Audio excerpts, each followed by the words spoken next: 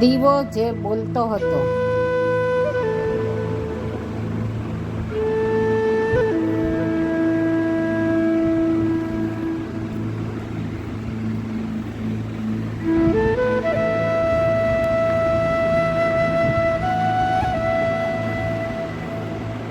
પ્રસ્તાવના.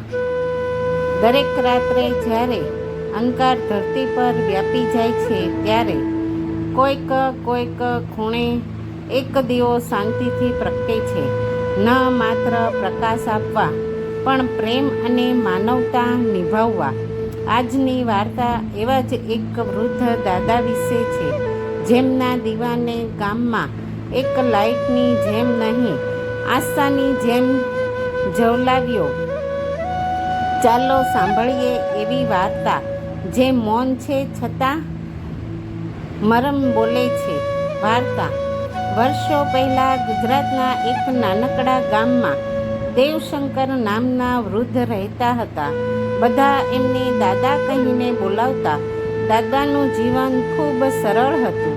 ન તો કોઈ મોટું ઘર, ન મોટી સંપત્તિ, પરંતુ તેમને મળ્યું હતું અમૂલ્ય રસ્તો, પ્રેમ, માનવતા અને એક મરજાત લાગણી.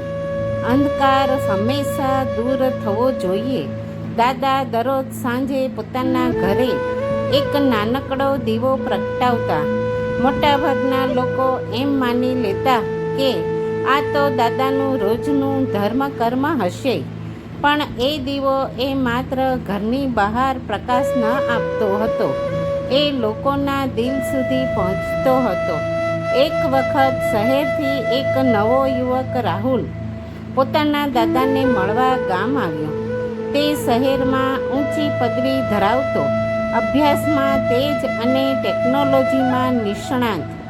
એક રાત્રે રાહુલ બહાર ગયો અને જોઈ ગયું કે આખું ગામ અંધારામાં છે, પરંતુ દાદાનું ઘર દીવે રોશન છે. રાહુલ દાદા પાસે ગયો અને પૂછ્યું, દાદા, આખું ગામ અંધારું છે અને કોઈ બહાર દીવો પણ નથી રાખતું, પછી તમે કેમ દરરોજ દીવો રાખો છો? દાદાએ એક હળવું સ્મિત આપ્યું અને કહ્યું, બેટા, આ દીવો મારા માટે નથી. કદાચ કોઈ યાત્રી રસ્તો ભૂલી ગયો હશે, કોઈના મનમાં અંધકાર હશે, તો આ દીવો એને આશાનો ઈશારો આપી શકે છે. રાહુલ થમતું રહી ગયું. એ વિચારતો રહ્યો કે શહેરમાં તે કેમ રોજ પોતાની ઓફિસમાં ઘૂસે છે અને બહાર આવતા સાથે ફરી અંધકારમાં ખોવાઈ જાય છે. એ ત્યાંથી પાછો ફરી ગયો, પણ મનમાં દાદાના શબ્દોનું ગૂંજતા રહ્યા. બીજા દિવસે રાહુલ એક નવો દીવો લઈને આવ્યો. એણે પણ દાદાની બાજુમાં પોતાનો દીવો મૂક્યો અને કહ્યું, દાદા, હવે હું પણ મારા હિસ્સાનું અંજવાળું ફેલાવવાનો પ્રયત્ન કરું છું. એ દિવસ પછી ગામમાં બીજા ઘરોમાં પણ દીવો પ્રગટાવા લાગ્યા. દાદાનો એક દીવો એક સંકેત બની ગયો હતો. એક દીવો જે બોલતો ન હતો, પણ લોકોને શીખવતો હતો કે તમારું અસ્તિત્વ કોઈના માર્ગનું અંજવાળું બની શકે છે. સંદેશ. પ્રેમ અને માનવતા એવા દીવાઓ છે જે જેટલા વહેંચો તેટલા વધારે પ્રકાશિત થાય છે.